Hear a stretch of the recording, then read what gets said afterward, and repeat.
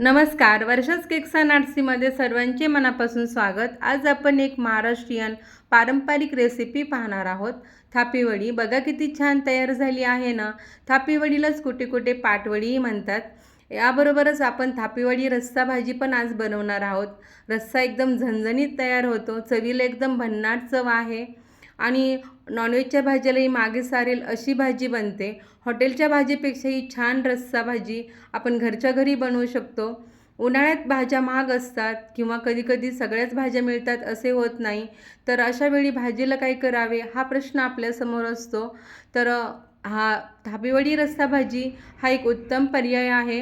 एकदम चवीला झणझणीत आणि भन्नाट चवीची भाजी तयार होते।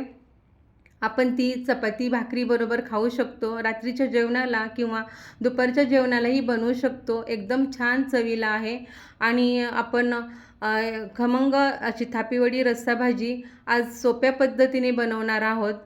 चला तर मग आज जास्त उशीर न करता आजच्या रेसिपीला आपण सुरुवात करूयात। तर सुरुवातीला आपण थापीवडी बनवणार आहोत, तर त्यासाठी आपल्याला हिरव्या मिरचीचे वाटण तयार करायचे आहे। तर 6-7 हिरव्या मिरच्या घेतलेल्या आहेत इथे मी आणि 10-12 लसूण पाकळ्या घातलेल्या आहेत आणि जिरं घेतलेलं आहे।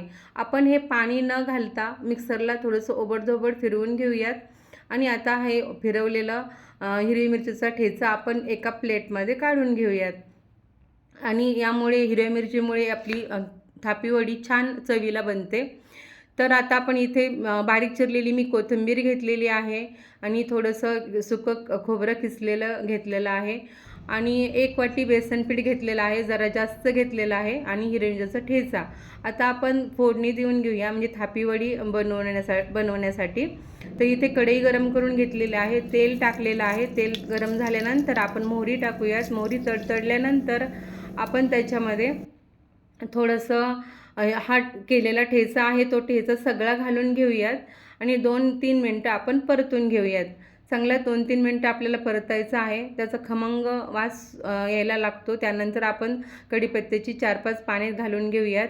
नंतर थोडंसं हिंग घालून घेऊयात, हिंगामुळे छान चव येते वडीला। आणि नंतर आपण हळद घालून घेऊयात, हळदीमुळे चांगला कलर येतो।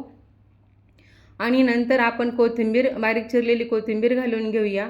2 मिनटं परतल्यानंतर आपण त्याच्यामध्ये पाणी घालणार आहोत। 1 वाटी पाणी इथे घेणार आहे मी, तर 1 वाटी पाणी घालून घेऊयात।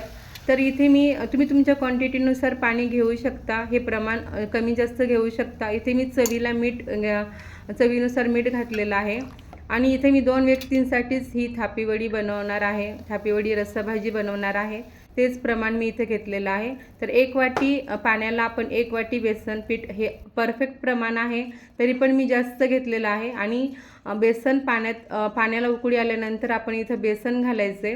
ते बेसन घालतानाही एकदम जास्त टाकायचं नाही, थोडं थोडं बेसन पीठ घालत आपल्याला असं पसरवत घालायचं आहे आणि दुसऱ्या हाताने त्याच्या गुठळ्या मोडायच्या आहेत। अजिबात गुठळी होऊ द्यायची नाही आणि थोडं थोडं करत मिक्स करत हे दुसऱ्या हाताने पटपट आपल्याला त्याच्या गुठळ्या मोडायच्या आहेत। आणि यावेळेस गॅसची फ्लेम ही एकदम मीडियम ठेवायची आहे, लो टू मीडियमवर ठेवायची आहे। आणि व्यवस्थित 1 वाटी पाण्यामध्ये 1 वाटी बेसनपीठ बसतं, पण थोडं थोडं करत आपल्याला मिक्स करायचं आहे। किती लागेल तसं कमी जास्त लागू शकतं। आणि हाताने बघा व्यवस्थित मी त्याच्यामध्ये घालत आहे, पसरून आपल्याला मिक्स करायचं आहे। आणि मिक्स केल्यानंतर दुसऱ्या हाताने चमच्याने आपल्याला व्यवस्थित त्याच्या गुठळ्या सगळ्या मोडून एकदम चांगल्या व्यवस्थित मिक्स करून घ्यायचं आहे। कुठं गुठळ्या असतील तर त्या मोडायच्या आहेत, व्यवस्थित करून एकसारखं आपल्याला ते मिक्स करून घ्यायचं आहे। आणि असंच सगळं थोडं बेसनपीठ मी मिक्स करणार आहे। तर इथे बघा व्यवस्थित असंच मिक्स करत आपल्याला ही क्रिया पटपट करायची आहे आणि गॅसची फ्लेम एकदम लो टू मीडियमवर ठेवलेली आहे। आणि व्यवस्थित बघा आता इथं चेक पण करायचं आहे की अजून बेसनपीठ आपल्याला हवं आहे का। तर मला थोडंसं पातळ वाटलं म्हणून मी थोडंसं अजून बेसनपीठ त्यात थोडंसं मिक्स केलेलं आहे। तर ते सगळं एकदम मिक्स करत आपल्याला त्याच्या गुठळ्या मोडत एकदम मिक्स करून घ्यायचं आहे। व्यवस्थित मिक्स झालं पाहिजे, पातळ झालं तर आपली वडी व्यवस्थित होत नाही। आपल्याला वडी थापून घ्यायची आहे, त्यासाठी याचं प्रमाण हे आपल्याला परफेक्ट ठेवायचं आहे। त्याचं पीठ व्यवस्थित परफेक्ट झालं पाहिजे, परफेक्ट शिजलं पाहिजे। तर अजून थोडंसं मला लूज वाटतं आहे, म्हणजे सैल वाटतं आहे हे पीठ, तर मी थोडंसं बेसनपीठ इथं घालून घेणार आहे। इथे बघा थोडंसं मी आता अजून थोडंसं बेसनपीठ घालून घेते आहे. थोडंसं घातल्यानंतर परत आपल्याला चमच्याने चांगलं ते मिक्स करून घ्यायचं आहे. आणि कधीही बेसनपीठ जास्त एकदम घालायचं नाही किंवा असं वरून टाकायचं नाही, एकदम पसरून टाकायचं, म्हणजे ते व्यवस्थित आपल्याला मिक्स करता येतं. आता व्यवस्थित आपण मिक्स करून घेऊयात. आणि व्यवस्थित मिक्स झाल्यानंतर हे मिक्स करत करत आपल्याला लक्षात येतं की आपलं पीठ किती आहे, कसं सैल आहे का, किती व्यवस्थित झालेलं आहे का, हे आपल्याला समजतं. आणि आता बघा आता परफेक्ट झालेलं आहे.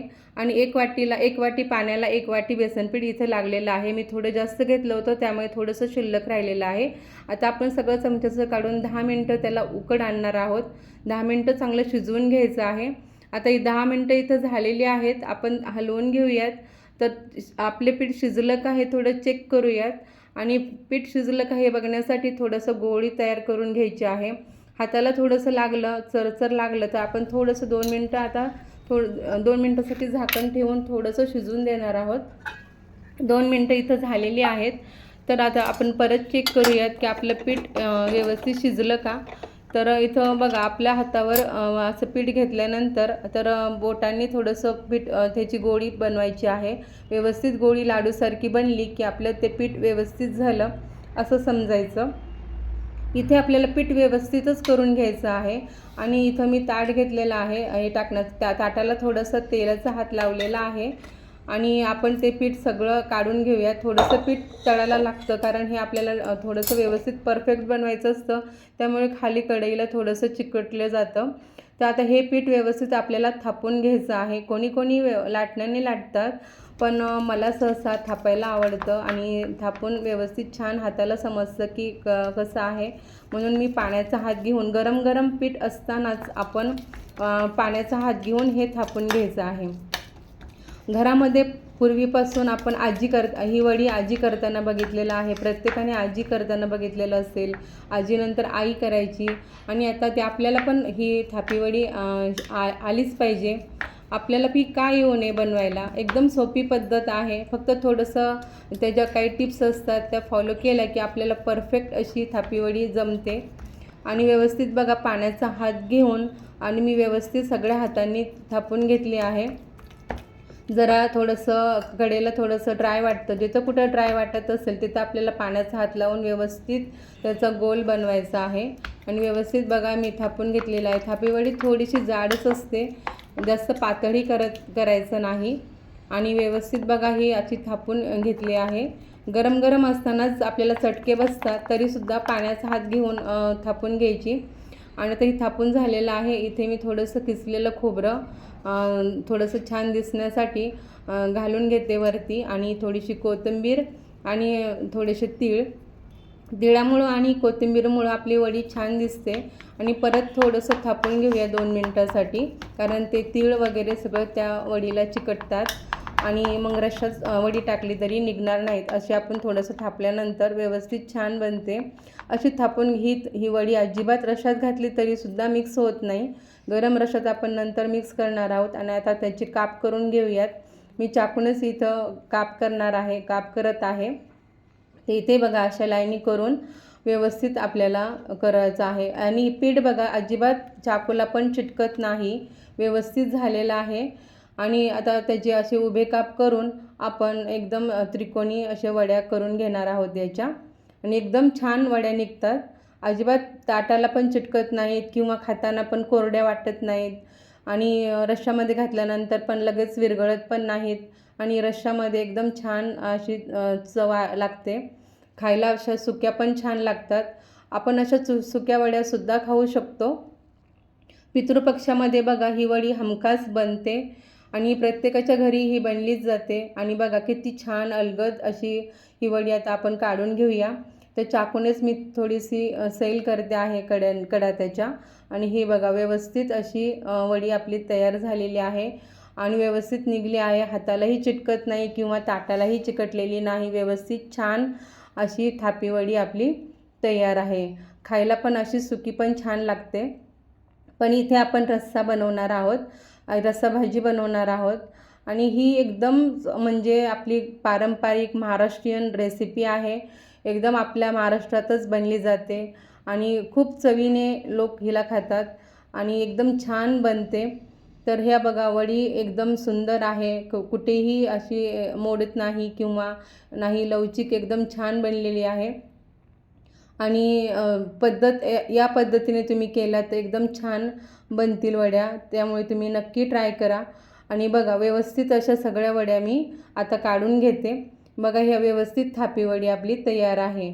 आता आपण दिसायला पण एकदम सुरेख आहे, खायला पण तितकीच चविष्ट आणि भन्नाट आहे।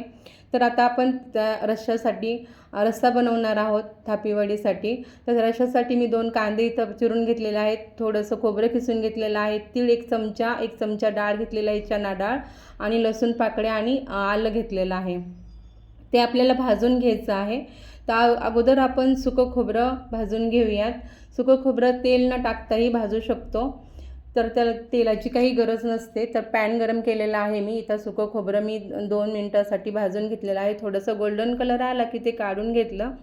नंतर सुके तीळ आहे ते तसेच सुकं भाजायचे आहे। तीळ तडतडले की लगेच काढून घेऊयात। आणि नंतर थोडंसं 1 चमचाला कमी थोडंसं तेल टाकून घेतले पॅनमध्ये। तर तेलात आपण थोडंसं चणा डाळ भाजून घेऊया। त्याच चणा डाळमध्येच मी थोडंसं लसूण आणि आलं पण टाकून घेतलं, ते पण थोडंसं 2 मिनिटासाठी परतलं। आणि नंतर कांदा टाकून घेतला आहे, पातळ उभा चिरलेले 2 कांदे इथे घेतलेत मी। आणि थोडंसं तेल टाकून आपण चांगला कांदा गोल्डन होईपर्यंत इथे भाजून घ्यायचा आहे। कांदा चांगला गोल्डन झाला, चांगला शिजला की आपल्या रश्श्याला गोड चव येत नाही आणि चांगली चव, भन्नाट चव लागते। कारण त्यासाठी वाटण पण आपलं चांगलं खमंग भाजलेलं असावं। आणि असं खमंग वाटण झालं की आपले रस्सा पण छान बनतो, एकदम नॉनव्हेजच्या भाजीपेक्षाही हा रस्सा छान बनतो।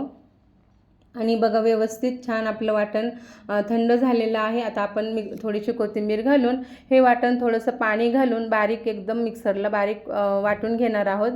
तर जसं जरुरीपुरतं पाणी घातलेलं आहे मी, हे बघा व्यवस्थित बारीक वाटण केलेलं आहे। तर आता कढईमध्ये वाटण भाजून घेऊयात। कढई ठेवलेली आहे, त्यात मी वाटण भाजण्यासाठी तेल घालून घेतलं। तेल गरम झालं की थोडं तमालपत्र घातलेले आहेत मी, 2 तमालपत्र। आणि तमालपत्र थोडं भाजले की लगेचच आपण वाटण घालून घेऊयात। तर तेल चांगलं गरम झालेलं आहे, इथे मी पटकन चमच्याने वाटण हलवून घेतलं आणि वाटण आपल्याला तेल सुटेपर्यंत भाजून घ्यायचं आहे। हे बघा व्यवस्थित पटपट भाजायचं आहे आपल्याला। तेल सुटले की आता तेल सुटलेलं आहे आणि तोपर्यंत आपल्याला तेल सुटेपर्यंत भाजायचं। वाटणाचा कच्चेपणा आपल्याला घालवायचा आहे आणि वाटण चांगलं भाजलं की रश्श्याला पण चांगला कलरही येतो। इथे सगळे मसाले मी घालून घेतले आहेत, लाल मिरची पावडर, काळा मसाला आणि धनिया पावडर, हळद थोडीशी आणि थोडंसं चिकन मसाला घातलेला आहे। तर एव्हरेस्टचा चिकन मसाला थोडासा घातलेला आहे, अर्धा चमचा। आणि मी जरुरीपुरतं पाणी घातलेलं आहे। तर इथं पाणी आपल्याला कसं तुम्हाला ग्रेव्ही ठेवायची आहे, जास्त घट्ट ठेवायची का जास्त थोडंसं मीडियम ठेवायची, त्याप्रमाणे तुम्ही इथं पाणी घालू शकता। मी मीडियमच ठेवणार आहे, जास्त पातळही नाही आणि जास्त घट्टही नाही, व्यवस्थित सैलसर असावी। कारण रस्सा थोडासा सैल असला म्हणजे असं थोडासा घट्ट असला, थोडासा पातळ घट्ट म्हणजे मध्यम असला की छान लागतो, जास्त मसाला पण लागत नाही। आणि थोडंसं कोथिंबीर घालून घेऊयात। आणि आता बघा हा रस्सा उकळी आल्यानंतर आपण एका सर्विंग बाउलमध्ये काढून घेऊयात। तर व्यवस्थित छान आपला रस्सा मध्यम असा घट्ट झालेला आहे, एकदम छान कलर पण आलेला आहे, चवीला एकदम छान बनतो अशा प्रकारे केलेला रस्सा। आणि आता आपण कोथिंबीर घालून घेऊयात। आणि आता आपल्या खाण्यासाठी ही थापीवडी रस्सा भाजी तयार आहे, रस्सा तयार आहे, थापीवडी तयार आहे। तर चवीला एकदम भन्नाट आहे, झणझणीत तयार झालेला आहे। आणि आता आपण प्लेटमध्ये घालून घेऊयात रस्सा, बघा एकदम छान वाटतो। आणि इथं आपण आता थापीवडी आहे, ती थापीवडी पण रश्श्यातही घालू शकतो, पण थापीवडी प्लेटमध्ये रस्सा घातल्यानंतर मग घालायची, रश्श्यामध्ये एकदम उकळायची नाही। आणि अशी रश्श्यामध्ये प्लेटमध्येच अशी घालून द्यायची, त्यामुळे दिसायलाही छान दिसते आणि जशी लागेल तसं खाता येते आणि रश्श्यात विरघळतही नाही। तर हे बघा अशा पद्धतीने तुम्ही थापीवडी रस्सा भाजी बनवून बघा, एकदम छान बनते, चपाती भाकरीबरोबर छान लागते, दुपारच्या जेवणाला किंवा रात्रीच्या जेवणालाही खाऊ शकतो। ही आजची रेसिपी तुम्हाला आवडली तर लाईक करा, सबस्क्राईब करा। भेटूयात नेक्स्ट रेसिपीमध्ये. तोपर्यंत धन्यवाद.